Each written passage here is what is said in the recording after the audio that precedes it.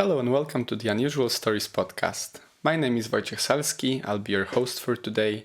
And before we begin, may I just remind you, if you find this podcast entertaining, useful, enhancing your ability to live your life to the fullest maybe, or maybe you just find it inspiring in terms of finding the next great read, then please follow, subscribe, click the follow button.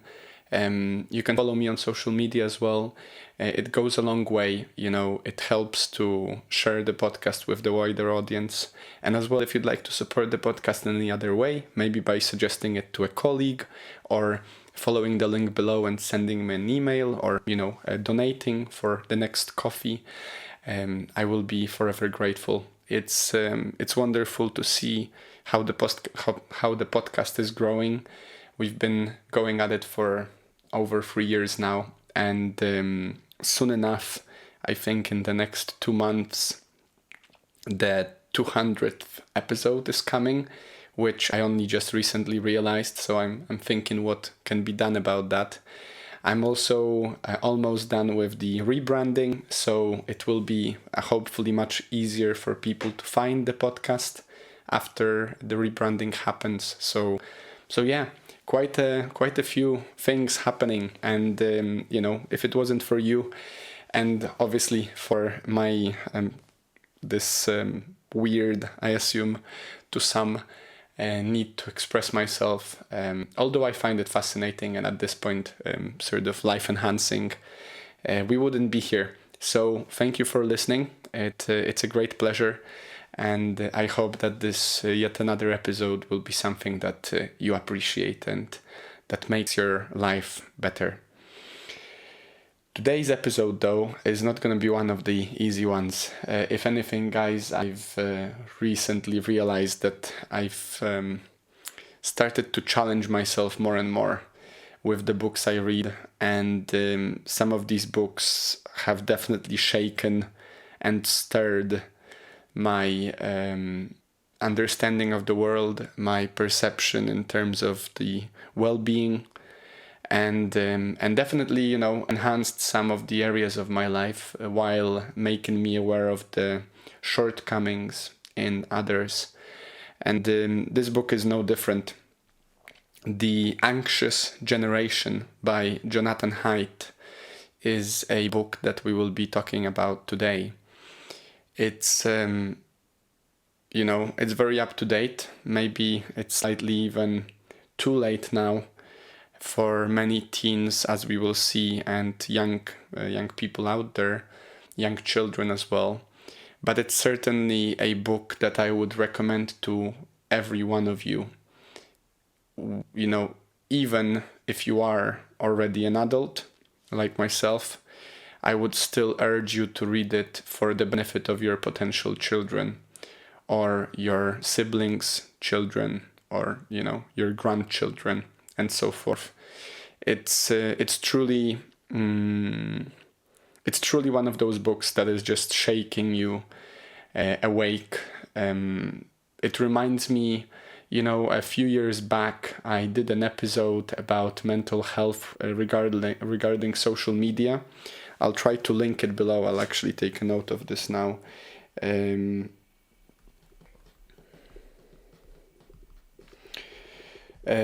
So there was this documentary, I think, on Netflix called The Social Dilemma, and it sort of highlighted to an extent this problem, this malaise that is affecting especially young, vulnerable people, children and teens, especially related to social media.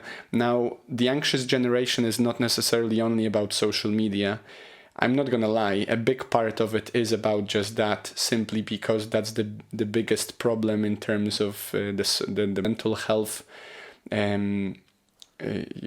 trouble with young girls in particular, and we will sort of touch on that over the episode.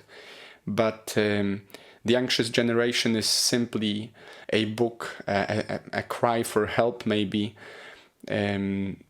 for the benefit of young children and young adults and those that come after us in terms of the effects technology in particular and changes in our society regarding that technology use, and how it all shifted, and basically how it affected the young generation and how it made them the anxious generation. Now, just for context, maybe if some of you might not know, not realize. So my childhood was up until 13th or 14th year of my life was fairly screen free. Obviously, we had TV. I was born in 1997, so that was already long past the deadline for TV to be available in basically every, let's say, household, the majority of them at least. And I was privileged enough to have siblings, which I think affected greatly how, my childhood went. And I also was brought up in the area where we had a playground outside. My mom could, literally shout from the window to get us to come for lunch or dinner, and I would play with my friends outside for the majority of the day after school or after kindergarten, as long as it was obviously weather, sufficient weather, let's say. And so this is a big thing about which we may touch today. I have so many things to say about the book that I literally ended up writing out a full 2 pages, and I'm not I'm not necessarily gonna share with you all of that. I'll see. There is much more I've taken note of in my other notebook, but in terms of my childhood, what I wanted to say is that, for the most part, I had a chance to experience the early childhood without many screens, especially without any smartphones. As you may remember, 2010 is when the first sort of touch screen smartphone appeared. And around that time, social media slowly but surely became the norm. And over the course of the next 5 years, Facebook became and Instagram became a huge thing. So even though I didn't experience and to some degree enjoy the benefits of social media and internet access when I was a teen, by that time I already had quite well-established friendships, about which we will talk in a moment, about the importance of that. And I also was used to spending time outdoors and playing with my friends. So that was, to a certain degree, I think I might have been one of the last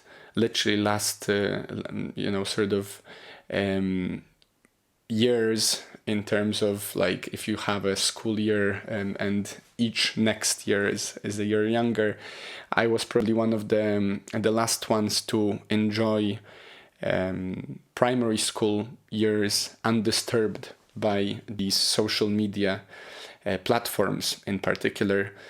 Of course, I played some games when I was a kid. When I was a teenager, I got my computer for the first time, and I did enjoy playing, especially games like Call of Duty or like strategy games like Civilization and Age of Mythology. Those games were definitely a big part of my adolescent life. But as I said again, because of having already had developed a friendship group with a few boys from my neighborhood, even when I did move away to the outskirts of Warsaw, I still enjoyed spending time, extracurricular activities and spending time outside. And for the most part, especially when my brother was born, that sort of reinvigorated. I was 9 when he was born, and that definitely reinvigorated this, play in the real world temptation. So I did not fall prey to computer games as many young boys in particular do, about which the book also touches. So that just for context, I wanted to share that to a certain degree I feel privileged to remember how it was to enjoy the normal, so-called normal, for some it's not normal at all, for some it's the old days, the legendary days of no screen play. And I was definitely not one of those kids who would have his games as they came out, or the new phones and stuff. My parents were fairly well off. We weren't struggling for money on the day-to-day, or at least I didn't notice that. But we never had the new stuff as it came out. And so to a certain degree, I think at the time, obviously, I remember PlayStation Portable came around and I was so amazed by it. I really wanted to get one, but my parents were against it. They said that, there is already enough consoles in the world and we don't need one that is portable. And I think, if anything, looking back, I'm grateful for that. I do think it allowed me to enjoy childhood without screens longer, maybe, than some of my friends did. So yeah, enough of me, I guess. Just for context, I wanted to share that with you. I know, for example, that my girlfriend, who's a few years younger than me, is definitely already one of those that could have gotten and probably did get affected by social media in her primary school, or secondary at the beginning. So that's the one thing. The author points to the kids basically born after the year 2000 to be the ones that are most affected. And going forward, obviously it just becomes a bigger and bigger problem. And unless we, I mean as potential adults, or as adults, as potential parents, or as adults that are striving to make the world a better place, unless we take action and we sort of, in a way, protect our children and potential children from the effects of these platforms and technologies, we're likely to see the demise of them even greater as years go by. And I definitely agree with that. If anything, when I was discussing this book with my girlfriend, I mentioned that it's definitely a book that I will recommend and potentially even buy as a gift to one of my close friends who is going to have a child soon, simply because I wish them nothing less than the best, and it seems to me like it's a compulsory read for any potential parent out there. So let's start, I guess. The first topic I wanted to share with you, the first theme, let's say, is just this interesting comparison that the book starts with. The author paints a picture of us imagining ourselves as if we had children that would be brought up in Mars. So, he points out basically the different things that children would not find in the real world. And then after having all these comparisons done, he says, well, that's exactly the case for all children that are being brought up in the age of the internet, being on every screen everywhere. And, 24/7 access to basically the whole world, and not necessarily the best world, if I may say so. So, apparently, in terms of the greatest effect these technologies have on, children in the two sexes, girls are to the greatest extent affected by the social media, of all kinds. The majority of them are the visual ones. So simply because we are visual creatures. So, one of the things the author points out is that girls are more likely to focus on like relationships and community and relatability and social media that allow for instant comparison and somewhat of a social space to the greatest extent has hit girls in that regard. So in particular Instagram and TikTok, these two platforms the author points out as the most detrimental to young girls' perception of themselves and the world and, mental health, basically, about which we'll talk in a second.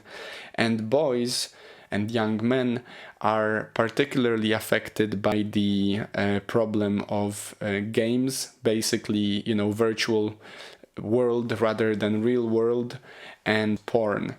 And of course, we could have another separate episode about porn in particular. Apparently, something like 40% of internet traffic is porn. And at the very beginning of the 21st century, some authors even pointed out that internet is for porn, period. And, yet again, as visual creatures, and since we find it greatly stimulating, porn is definitely one of those big problems for the development of young minds, especially men, but obviously not only. And games, simply because, to put it simply, even though it's a complex topic, games allow young boys, young men to engage in adventurous behavior and to to challenge themselves without the social cost and dangers of the real world. And one could argue that, and the author makes that argument, just for the argument's sake, one could argue that it's better that there is less accidents happening among young kids, young adolescents now, since they spend more time online. The problem is, though, accidents are the things that experiences that allow us to grow, to become independent human beings. And if you do want for your child their best, one of the aspects of their best into the future is their ability to be on their own and to engage with the world, with the society at large, and with, the external real world skillfully. And that is pretty much impossible to be learned simply from games. The author does highlight that there are some benefits to games, and in dosage, in the right dosage, playing computer games may be beneficial to your child and to you as a person, but there is let's say a thin line that one walks between this being beneficial and this becoming hindering to your development. And on this topic, the only thing I could say, and who am I to say anything, it seems to me an obvious thing. It's like everything in moderation, right? If you think about it, nothing really in this world that is made for human use, apart from some extreme cases of hard drugs or some sort of really, really negatively affecting you activities, majority of things in moderation are not detrimental to us, right? It's just when we take it too far or when we become dependent upon it, which basically leads to addiction, that these things can become trouble and truly hinder our ability to cope with the world. So, the author basically states that there is too much overprotection and safetyism in real world among parents towards their children, and there is little to none protection online. And even though our world has actually become more and more safe in the real world in comparison to what it was, let's say, 50 years ago, we still, for whatever reason, especially parents, perceive the virtual world to be safer.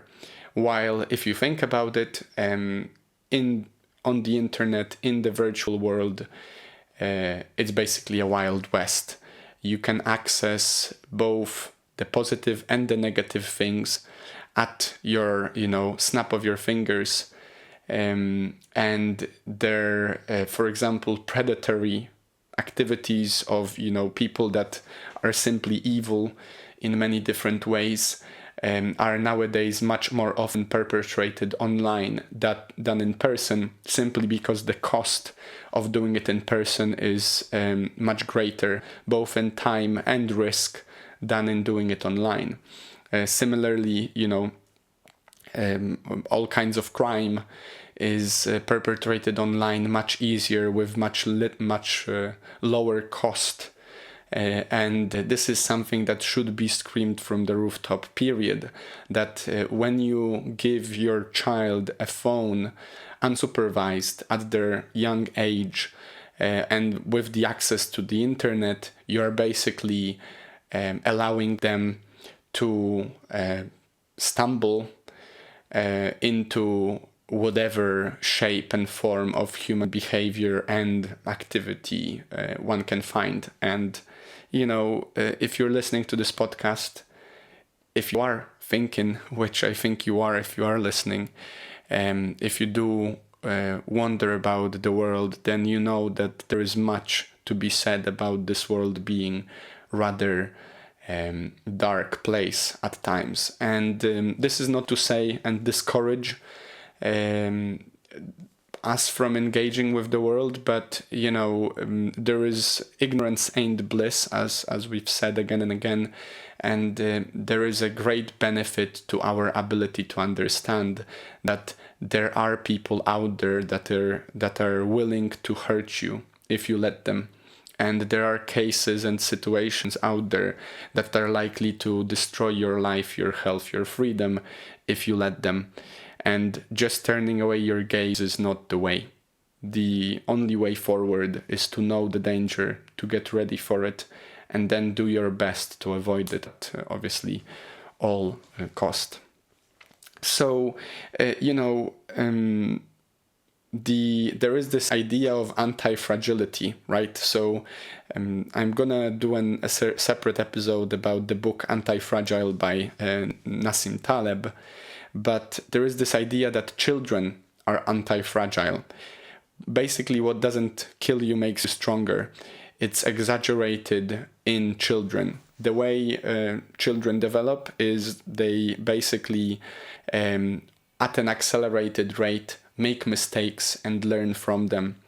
One of the big things that nowadays we simply, in some societies, especially developed ones, we simply don't even consider to be the case, even though it is if your child is exposed to, all kinds of bacteria early in life, they develop stronger immune system than those that are not.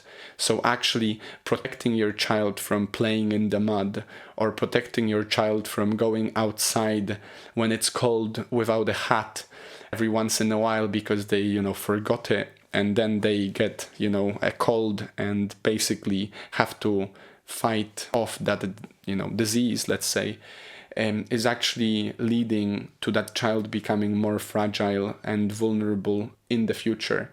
And as we can observe with all kinds of diseases, a child bounces back from a disease much quicker than an adult, simply because their body is stronger, healthier, and less used, right? Let's be honest, with every year that passes, you have to exert more effort to keep your body in the same good shape it was the year before, simply because we are withering away one day at a time.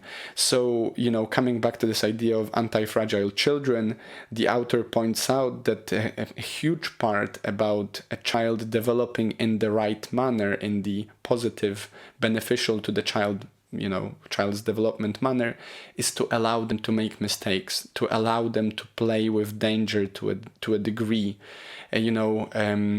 One interesting idea from Jordan Peterson's book 12 Rules for Life, which we've discussed a while back, is do not bother children when they are skateboarding. And one way to look at it could be to consider that a big part of growing up as a child and developing as a young human being is, especially if you're a male, is to sort of, in a way, kind of, play on the edge of danger, do things that are likely to cause you to fall and potentially to graze yourself or to bump your knee or even break a hand or a leg. Obviously, we don't want people to be breaking their hands and legs, but a big part of learning how not to get hurt is to play with danger. And especially young boys are suffering from this overprotection because it is in our genes, it is in our, long-standing cultural and societal and genetical, to that degree, behavior patterns to engage in rough and tumble play, right? So a big part of growing up as a young man is simply to recognize the fragility of the body while taking the steps to push it to the extreme. And one of the extreme cases of this is obviously children climbing trees or skateboarding from dangerous heights and so forth.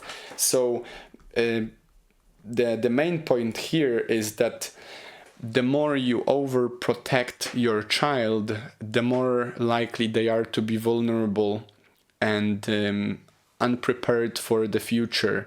If we do agree that the world is, to a certain degree, a dangerous place, you wouldn't want your child, when they grow up, to be unprepared for those potential dangers. To drive this point home, there is this idea we've shared, I think we've talked about it before, certainly at some point. There is this idea that easy times make weak men, and weak men make hard times, and hard times make hard men, or strong men, and strong men make easy times. Now, if you look at the cycle of our civilization, let's say, even just to consider Poland for that matter, coming out of the Second World War, Poland was obviously, for the first time in a while, free and independent to a degree. There were hard times. My grandfather was living through very difficult times. Now, my father had it slightly easier, but they still had to make the effort. I had it even more easier. I have no doubt that young men right now growing up have it even easier than my father did or than my grandfather did. And one of the potential problems that people do point out about the generation that is, living right now, growing up right now, is that they are growing up in the age of such abundance that they grow up as weak people. And unfortunately, this is echoed in this book by Jonathan Haidt, when he offers us some statistics about the way young men and young girls perceive their potential for success, perceive their resilience and perceive their mental health. Even talking about mental health issues was not really a thing up until a few decades or even years ago. This is not to say that people did not struggle before, but social media in particular, according to the author, allowed surfacing of these sort of sentiments for young people to engage with and to identify with. So, there is a correlation between the amount of time you spend on social media and your mental health being worse than those that don't. And this is for multiple reasons, one of which is that you see, especially if you are interested in mental health, then the algorithm, which is made only and solely to keep you scrolling, will serve you the next and potentially more and more extreme cases of mental health detriment, simply because this is what you seem to want to watch. And as a young consumer, as an unaware consumer, such as a young child, you are very open and very vulnerable to these cases. And, you can do the experiment. If you don't believe me, you can do the experiment on your own right now. Take up your Instagram account or your TikTok or your, Twitter or X, it's called right now, and simply look up a few things. Something maybe that you've not looked at before. Maybe, type in a man riding a goat or, I don't know, ceramics, homemade pasta or whatever. You will see that over time, the algorithm will serve you more of that. And unfortunately, the algorithm is also made to serve you, especially on platforms such as TikTok, more of that extreme, taking it to extreme. So, if you're a young man who's looking at a pretty girl photo on Instagram, you're likely to be served even prettier, at some point unreal, because they simply are not real, image of a girl. And now with AI, this is one note that I've taken for myself and to share with you. Now with AI, this is becoming more and more prevalent. You already can observe AI generated imagery on social media being offered as if it was real life. And unless you're paying close attention, or unless you have this, skeptic attitude, you're gonna fall for it. Especially if you're a young person who doesn't know what's real. Let's assume you've never seen a naked girl before, simply because you're an adolescent boy. What is served by porn industry or what is served by social media will be far from the truth. And, of course, there are beautiful people out there, and I have no doubt that, some of these people, even as they look naturally, could be argued to be the perfection of beauty. But social media basically take it to extreme. And similarly, porn allows for space for an extreme version of sexual intercourse, which is, as we all know, far from the truth. You're very unlikely to have a similar experience in the real life. And this is basically what is driving the detriment of both boys and girls in this overprotective real world, while we simply allow them to surf freely on the internet filled with these maladies.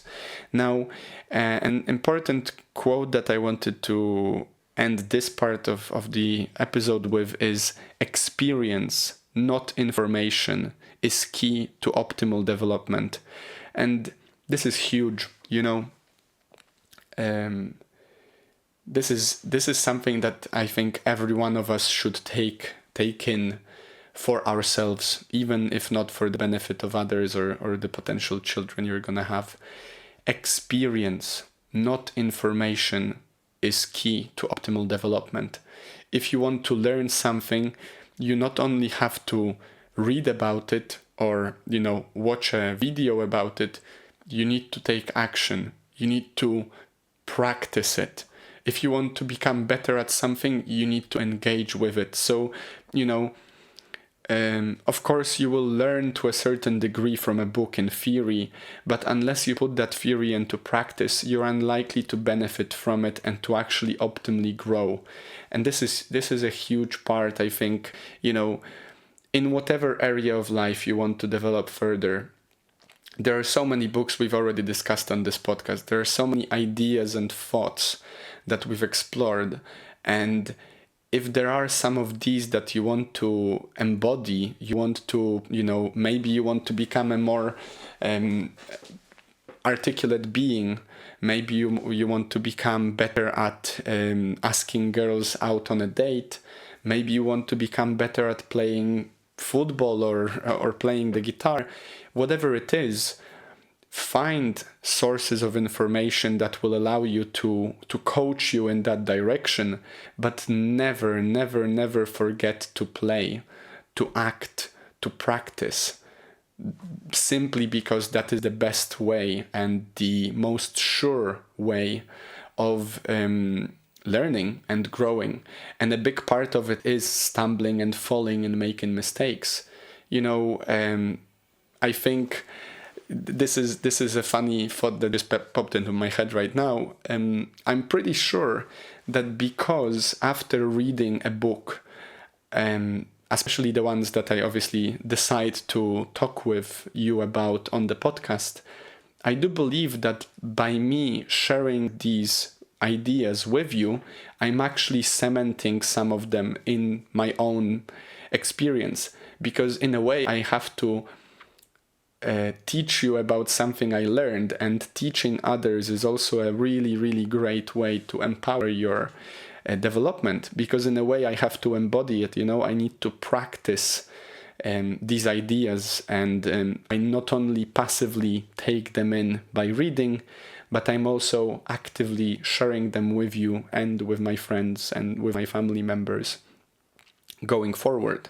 So thank you for giving me the ability to do so, funnily enough. Now, second big thing I wanted to talk about is this idea of play and how important it is. So apparently the way children learn for the most part is through play, imitation play, engagement play, playing in a way that allows them to interact with the world with the use of those imitation techniques they observe. And there are different stages of the child and adolescent and young adult development that allow for these learning sort of shifts to take place. And the important thing here is that it's all about the mode you're sort of operating in. A natural mode and an optimal mode for a child and for an adult, for that matter, to operate is the discover mode, which basically approaches the world and the situations and people with an open mind and with a sort of courageous skepticism. The opposite to that is the defend mode, which basically focuses on retaining information and retaining a secure state. You could compare it maybe to, facing the challenge voluntarily versus shying away and running away from the challenge, or doing all you can not to engage with the challenge when the challenge appears. And you can see straight away, even just from this comparison, which state offers more potential energy for growth. from one state, from the courage state, you're much more likely to learn and grow than from the fearful state, which this anxious generation is unfortunately falling into again and again. The 4 foundational harms at this point is something that I wanted to share with you. These are the 4 foundational harms which the author points out as the sort of overarching themes that are basically affecting young people and people that we talk about in this book and ourselves really, from all these technology and in particular social media and games and porn spaces. So one is sleep deprivation. Obviously, we've talked about sleep again and again. If anything, I might do a special podcast about sleep at some point, because it's one of those foundational things that people of all age seem to underestimate. maybe sort of in a way, some of my friends even recently said that they are irritated by the need of sleep, which I find quite amusing. So I'll probably come back to that, but it's quite a self-explanatory thing.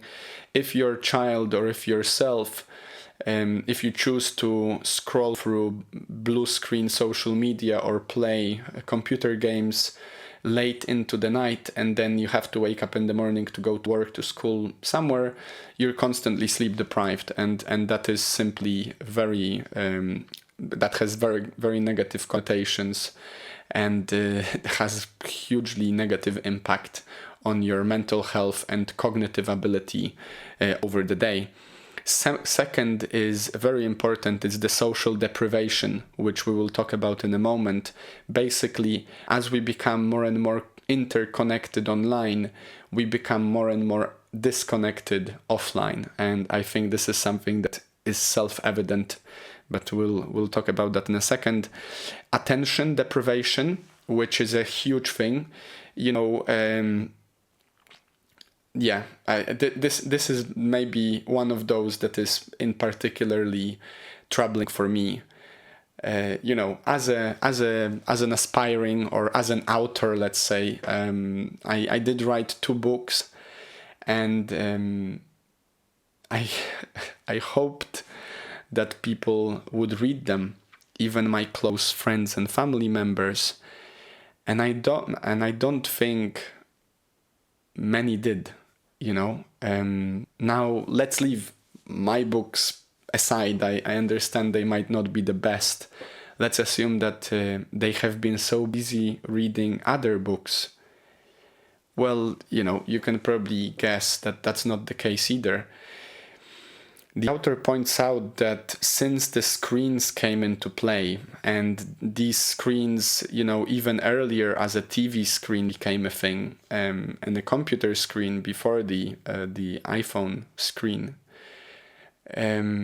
people stopped paying attention to other things. We simply are growing lazy with our attention, which leads to lower and lower attention span. The average video that you watch on the daily basis on your phone is likely to be somewhere around 40 seconds. If that's the case, and if you're constantly scrolling looking for that next dopamine hit, which it basically is, that's why phones are so addictive. That's why we find these little devices that we have in our pockets so addictive, and especially to young people, crucial. We are losing our ability to focus for a long time. The rise in ADHD and ADD and all the other basically attention disorders is something that has only truly started to affect our world since we have developed these screens. It's simply too attractive to look away. One thing that I do try to fight whenever I meet it, and I know that in my family it will never happen, or I will do my best for it not to take place, is have you ever been to a dinner with friends or with family where your grandma or your mom or maybe your friend, colleague, their spouse keeps the TV on while you're having some food, in the same room?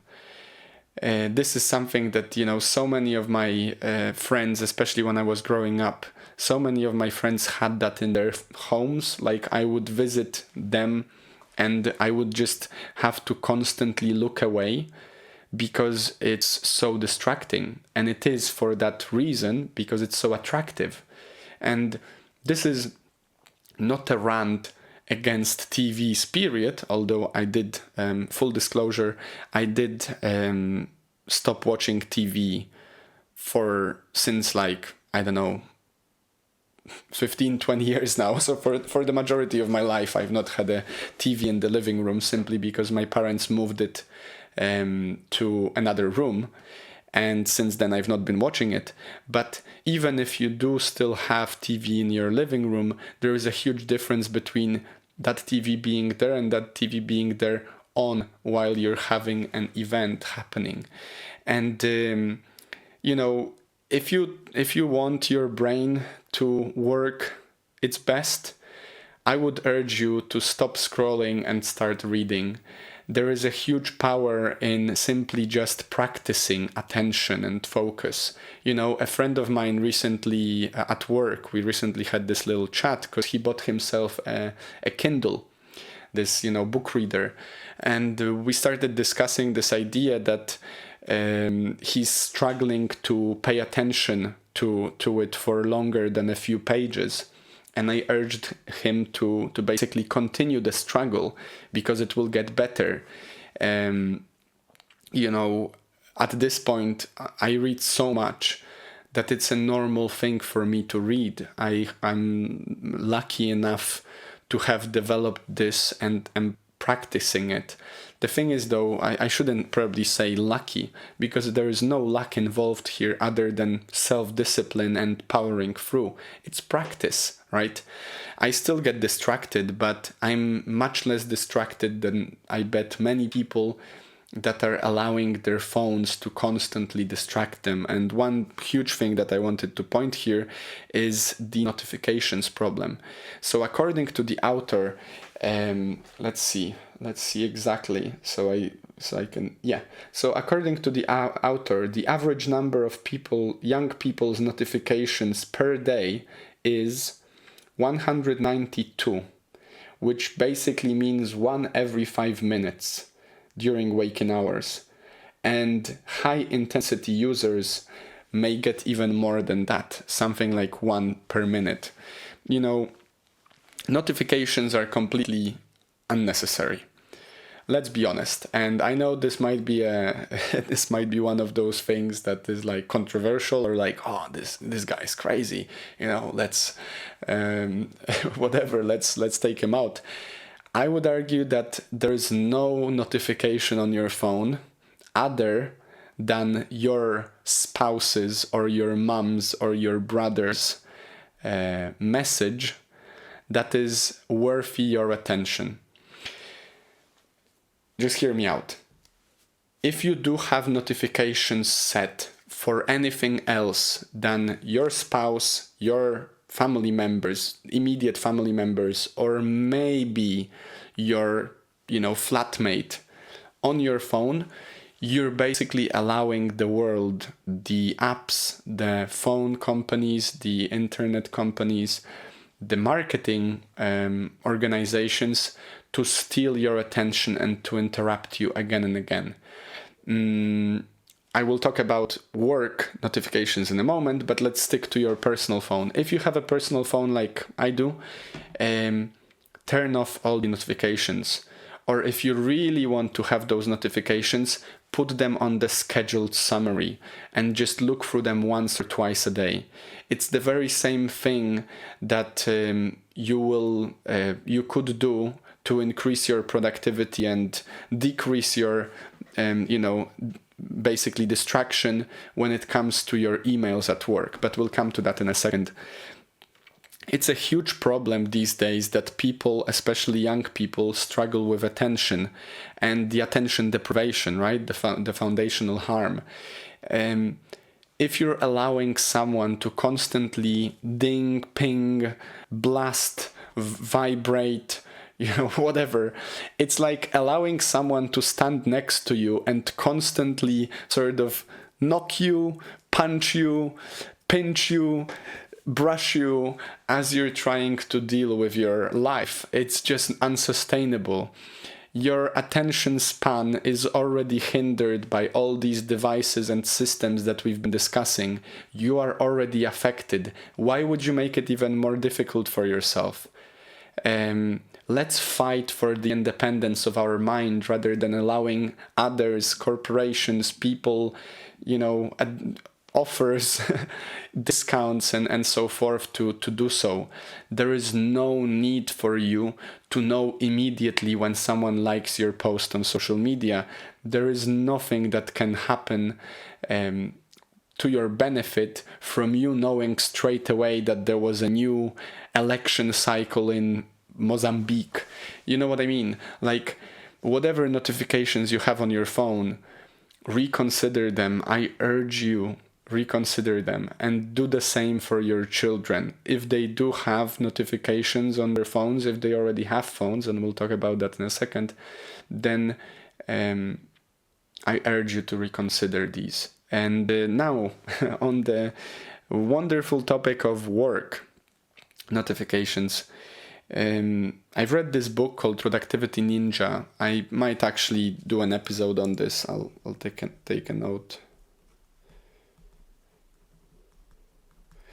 And the 4-hour work week, if you remember, by, I think, Tim Ferriss. And in both of these in both of these books, there is this idea that we, at work, we get so distracted that we're unproductive. And funnily enough, I fight about this with my girlfriend. So, Microsoft Teams or whatever software you're using, it's likely to be pinging and ringing and bouncing and vibrating whenever someone messages on the chat, or whenever you get an email, or whenever whatever happens. And, for the benefit of your employer and for the benefit of yours, please turn it off. Like, truly, if you are immersed in a task, the last thing you need is a distraction of someone's messaging about asking about something. Let's be honest, the majority of our work is not open heart surgery, and it's unlikely to be a problem for you if you turn off the notification for a moment and you just come back to it. You can schedule it. That's the one thing. Tim Ferriss, I think, points out in his book 4-Hour Work Week this idea that you should set 2 or 3 times a day, or maybe even less, when you check all these. Or if you want to really be up to date, check your notifications, check your chats after you've finished the task. If you have a task to do the task, and once the task is completed, you will go on to continue with others and check in. It simply has no benefit to you other than keeping you informed. And that's a very big quote unquote, because let's be honest, you don't need to be informed about your colleague looking for a file somewhere when you're immersed in deep work. And some tasks, more than others, demand of us to be focused, and let's not allow ourselves to be to have our attention stolen, essentially, through these activities. Now, I'll be right back. I need to connect my laptop to a charger, so I'll be literally 2 seconds. Nice, we're back. All right, sorry for this. So yeah, basically turn off your notifications at work, please. Now, the 4th foundational harm is that of addiction. And this is quite self-explanatory. The author points it out and sort of drives it home. that all of your devices are made in a way that is likely to cause addiction over time. It's like with everything, if you overdo it, you might get addicted. And phones in particular, with the way notifications have been created, are set literally just for that. So, they're set to be used, and the incentive for the algorithm is for you to keep watching. And so whatever the algorithm has to do to keep you, scrolling, it will. And that is a very dangerous precedent. Now, one information maybe for you, a fun fact is that an average teen, and this is for United States, for the time of this book being researched, spends between 6 to 8 hours on screen, mostly their phones. That's 6 to 8 hours per day. And a big part here that I wanted to point out is time wasted. If you consider your life to be simply a number of hours, days, months, years, and those moments, because that's what life is, right? Moments that you experience, then I would urge you to sort of reassess whether or not you want to be spending 6 to 8 hours, or you want to allow your younglings to spend 6 to 8 hours of the waking day on the screen, basically, especially that we know that the more social media time you spend online, the less happy you're likely to be. Now, let's come back to that social deprivation, right? I've mentioned that we become more and more interconnected, and yet we are more and more disconnected. Apparently, there is a huge fall in the average friends number people have, close friends, people, and this is especially true for men, for young boys who are, even more likely to struggle with making close connections, simply because we don't share as much as girls in general on average do. And this is just really, really sad. As I said again and again, I have a few really good friends and a bunch of good friends that I do feel connected with, more or less. And I cannot imagine not having any one friend. And that is the case for many people nowadays, for many young people who are supposedly so interconnected online, and yet they don't have anyone to actually speak with when they need to talk about something serious. And this is yet another red flag, in my opinion, regarding these, technological systems and the trouble related to them. Now, not to, maybe dive much deeper into these topics, I want to share with you these 4 foundational reforms. And I thought whether or not to share this, simply because, in a way, if you wanted to read this book, these 4 foundational reforms is likely to be what you're looking for as a guidance. And in a way, I'm taking away from you this chance to learn it for yourself. But as we've talked earlier, I do worry that many of you and many people in general are unlikely to read the book, even after a recommendation, even after a thorough book review. And that's okay. I understand. I don't fully agree that you don't have enough time for reading, but I understand your reasons, simply because I've heard them so many times. And so I thought, what is the best thing from this book that I can share with you that you could act upon and make your and your loved one's life better? And since we know that experience, not information, is key to optimal development, I thought I'll share this with you. So these are the 4 things that the author says, urges us, especially us as potential or parents or potential parents, and us as adults to do to make the world a better place and less affected by these maladies of the anxious generation. The 4 foundational reforms are: The first one, no smartphones before age 14. So a flip phone is okay, but no phones that allow you to scroll through social media or, access the internet on a big screen. No smartphones before age 14.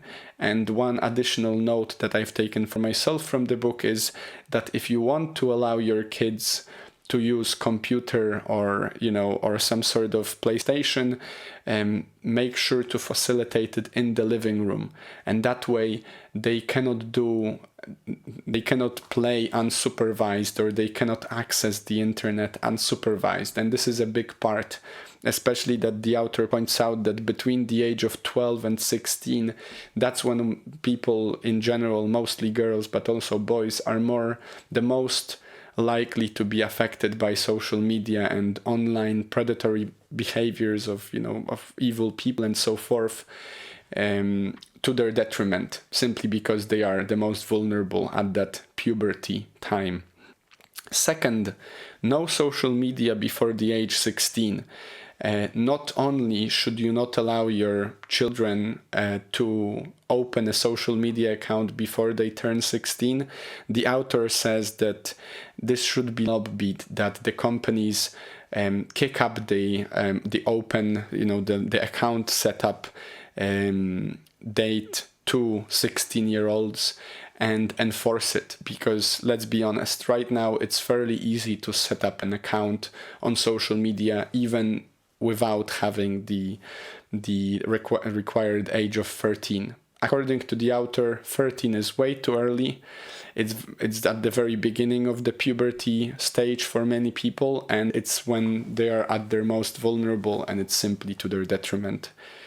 Third, foundational reform: phone-free schools, including all smart devices. So the next time, and this is something I will definitely take to my heart, and I want to have kids in the future.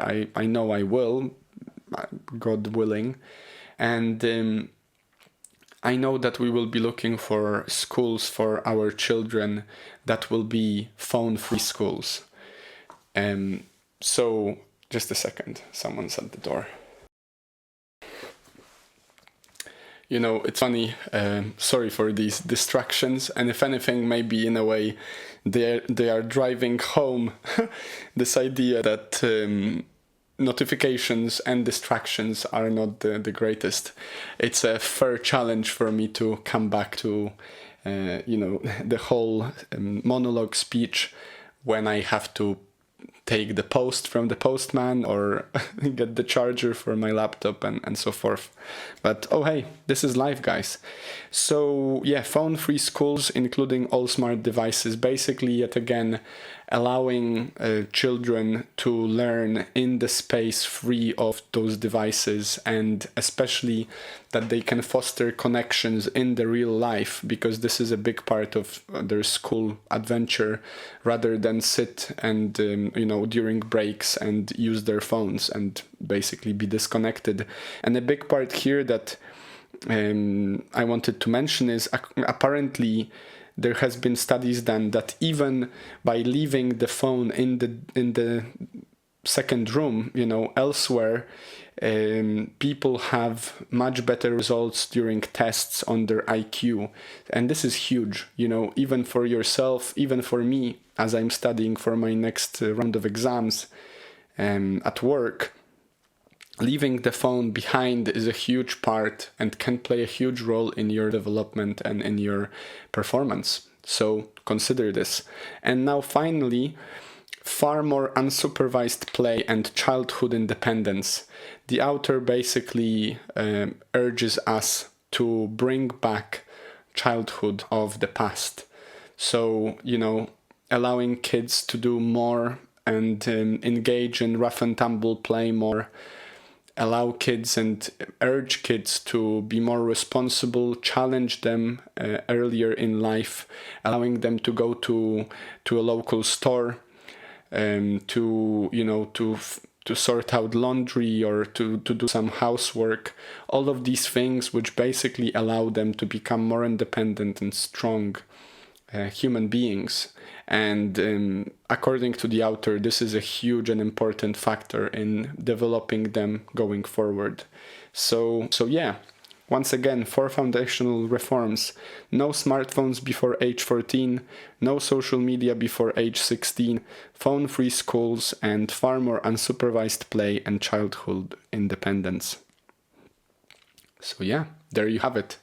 If you want to read the book, I would urge you to do so. It is a wonderful, not in a sense that is pleasant to read, but it's definitely wonderful in a sense of the span of information and essentiality and timeliness of these ideas. And yeah, simply I would say check it out. And if you want to have kids, or you already have kids, or maybe you're a kid yourself, this is for your benefit and for their benefit, for certain. So yeah, in terms of the invitation for this week, I thought I'll go with the theme, right?